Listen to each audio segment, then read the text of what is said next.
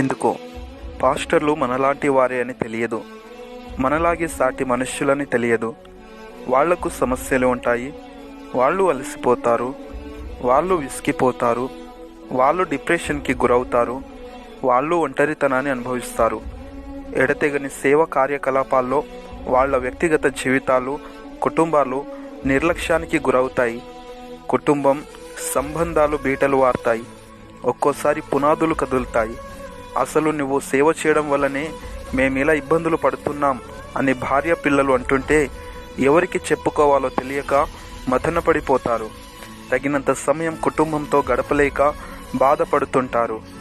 సంఘస్థుల విమర్శలు, ఇతర సంఘాల నుంచి వచ్చే వ్యతిరేకతలు, సమాజంలో నుంచి వచ్చే బెదిరింపులు, కుటుంబంలో నుండి వచ్చే ఆర్థిక ఇబ్బందులు, దేహంలో నుండి వచ్చే అనారోగ్య సమస్యలు, బంధువుల నుండి వచ్చే చీదరింపులు, పొరుగువారి నుండి వచ్చే తిరస్కరణలు, మతోన్మాదుల నుండి వచ్చే దూషణలు, విరోధుల నుండి వచ్చే హింసలు, ఇలా ఒకటా రెండా దూర ప్రయాణాలు, సమయ అసమానతల వల్ల ఆరోగ్యం క్షీణించడం. పాస్టర్ భార్య పిల్లలు అనుభవించినంత ఒంటరితనం, క్షోభ మిగతా వారికి ఉండదు.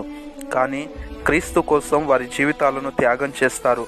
స్నేహితులను, సంబంధాలను కోల్పోతుంటారు, దుఃఖపడుతుంటారు. అయినా అందరి ముందు నవ్వుతూనే ఉంటారు. ఒకవైపు అనారోగ్యంతో బాధపడుతున్నా మరోవైపు సంఘ క్షేమం కోసం ప్రార్థిస్తుంటారు, ఉపవాసం ఉంటారు, కన్నీరు కారుస్తారు. అలాంటి పాస్టర్స్ని మనం ఎలా చూస్తున్నాం? తిడుతున్నాం, దూషిస్తున్నాం, అపహాసిస్తున్నాం, అవమానిస్తున్నాం, నిందిస్తున్నాం, వెక్కిరిస్తున్నాం, చిన్నచూపు చూస్తున్నాం, పలువురిలో పరువు తీస్తున్నాం.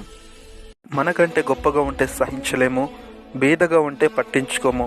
హెచ్చరికగా వాక్యం చెబితే ప్రేమ లేదంటాము, నెమ్మదిగా చెబితే ఉద్యోగం లేదంటాము, నవ్వుతూ చెబితే రోషం లేదంటాము. ప్రార్థన కూటములు పెడితే పని లేదంటాము, పెట్టకపోతే భారం లేదంటాము. దశమ భాగం గురించి చెబితే డబ్బు పిచ్చోడు అంటాము, మనకేం పెట్టకపోతే పీషనరీ అంటాము.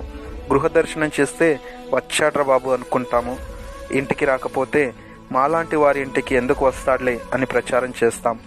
సంఘంలో ఒక స్థానం ఇస్తే నిర్లక్ష్యం చేస్తాం, ఇవ్వకపోతే మందిరం మానేస్తాం, తప్పులు వెతుకుతాం, దుష్ప్రచారం చేస్తాం.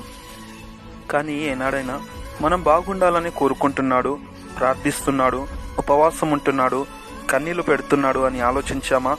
మంచి భోజనం తింటున్నాడని చూస్తున్నామా? మెరిసే తెల్లచొక్క వెనకాల చిరిగిన వస్త్రం ఉందని గుర్తిస్తున్నామా? వచ్చే కొద్దో గొప్ప కానుకలతో కుటుంబమును ఎలా నడిపిస్తున్నాడో గ్రహిస్తున్నామా? ఆర్థికంగా ఎంత కష్టపడుతున్నాడో అర్థం చేసుకుంటున్నామా? అనారోగ్యంతో ఎంతో క్షీణించిపోతున్నాడో పట్టించుకుంటున్నామా? బాధలో ఉంటే పలకరిస్తున్నామా? దుఃఖంలో ఉంటే ఓదారుస్తున్నామా? కానీ మనం మాత్రం ప్రభువు కొరకై సేవకుడు పడే ప్రయాసంలో ఇంకా భారంగానే ఉంటాము. సంఘాలు మారుస్తాం, పక్కనే సంఘం పెట్టి విశ్వాసులను లాక్కుంటాం. సేవకుడి బలహీనతలు చూస్తాం, అతని కుటుంబంలో లోపాలు వెతుకుతాం. ఎందుకో పాస్టర్లు మనలాంటి వారి అని మర్చిపోతాం. వారిపైన జోకులు వేస్తాం, కార్టూన్లు గీస్తాం, మీమ్స్ రాస్తాం, రోస్టింగ్ చేస్తాం. స్పందిస్తే సహనం లేదంటాం, ఊరుకుంటే తప్పు ఉందంటాము. అతని వల్లే నవ్వుతాం, అతన్ని ఏడిపిస్తాం, అతని వల్లే బాగుపడతాం, అతని నాశనంను కోరుకుంటాం. అయినా పాస్టర్ కూడా మనలాంటి వాడే అని మర్చిపోతాం.